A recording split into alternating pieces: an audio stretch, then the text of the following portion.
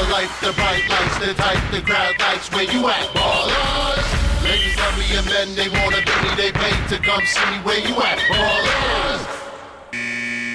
What's up, y'all? Junior Browne back with WNBA Shot Clock on this Wednesday, August 15th. Do us a favor, though. Please subscribe to the channel and drop a like on this video.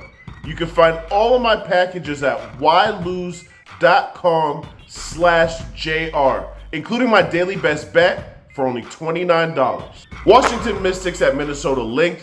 Minnesota comes in -8 with a total at 155.5. I'm rocking with the Lynx -8. And I don't usually like to lay this many points, but I'm going to stick with my Olympic theory.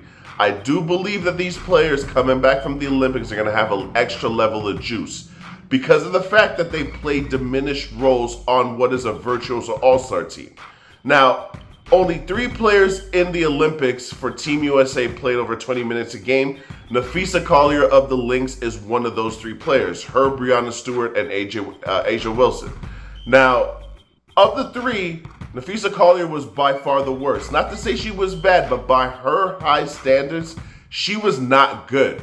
And I think that has a lot to do with the fact that her head coach, who's also the Team USA coach, held her out to help her with the plantar fasciitis problem that she's been having. And this is a problem that she's had since she was in college. This is not something new. So they're just being cautious. But if you don't have any reps going into a major tournament like that, you're probably just not going to be at your best, and I think that's what happened to Napheesa Collier. Now she's back with her squad in Minnesota, and they're locked in a first-place battle in the Western Conference with the Seattle Storm.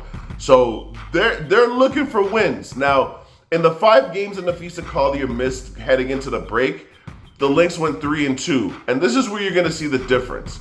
In those 2 losses, they were only able to score 68 points a game. In their wins, they were able to score 80 points a game. This is the best defensive team in the league. When they get one of the best players on the planet back into their lineup, their best scorer, it's going to balance out what they do. And the Washington Mystics just don't have the horses to keep up with the Minnesota Lynx. So with all of that being said, give me Minnesota -8, and let's cash another ticket, y'all. Phoenix Mercury at Chicago Sky. Phoenix comes into this game at -2.5 favorites. The total is 165.5. And we're rocking with Phoenix -2.5. Probably the sharpest line of the day because I feel very uncomfortable laying over one possession being -3, with a team like Phoenix that's only 13-12 on the season. And this is why I think they're going to come back after the All-Star Olympic break, whatever you want to call it, with some extra juice. Now let's look at minutes played. Diana Taurasi's over 40 years old. Brittany Griner's an older player as well. They both play over 30 minutes a game for Phoenix, which is to be expected. But at the Olympics, Brittany Griner only played like 14 minutes a game, and Diana Taurasi only played like 10, 11 minutes a game. So they should be pretty well rested, even though they're coming off of a situation where they're playing a high level of competition. I think they're going to come back with the mindset that these are must-win games. Their next 2 games are against the Chicago Sky and then against the Indiana Fever. They're only 2.5 games ahead of both of these teams in the standings. So these literally are must-win games.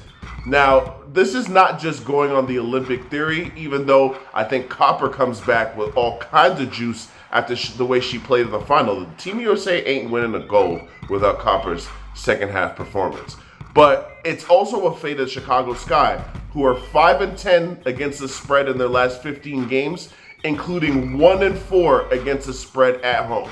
So all of that being said, give me the Phoenix Mercury -2.5. Let's cash another ticket, y'all. New York Liberty at LA Sparks. The Liberty come into this game -11. The total is 165.5. We're rocking with the Liberty team total over 88, and for me, this is just a clear fate of the Sparks. Now, the Sparks heading into the Olympic break were 2-8 in their last 10, and it's mainly because they can't stop nobody. Now, the WNBA field goal percentage average across the league is just under 44%. In this 2-8 stretch, the Sparks were allowing opponents to shoot 52% from the field. One of the craziest stats during this stretch is, again, just going back to league averages, the average WNBA team averages about 20 assists a game. Again, during this 2-8 stretch, the Sparks were allowing teams to average 30 assists a game. The Sparks have played the Liberty twice this season, and the Liberty averaged 95.5 points per game against the Sparks team. And I think after this Olympic break, one of my hot takes about this Olympic break is that the players from Team USA are going to come back fresh and they're going to come back hungry. They all played diminished roles other than Wilson, and they're going to want to get back into the groove, especially with the playoffs right around the corner. So with all that said, give me the New York Liberty team total over 88, and let's get back to doing what we do best around here and cash another ticket, y'all.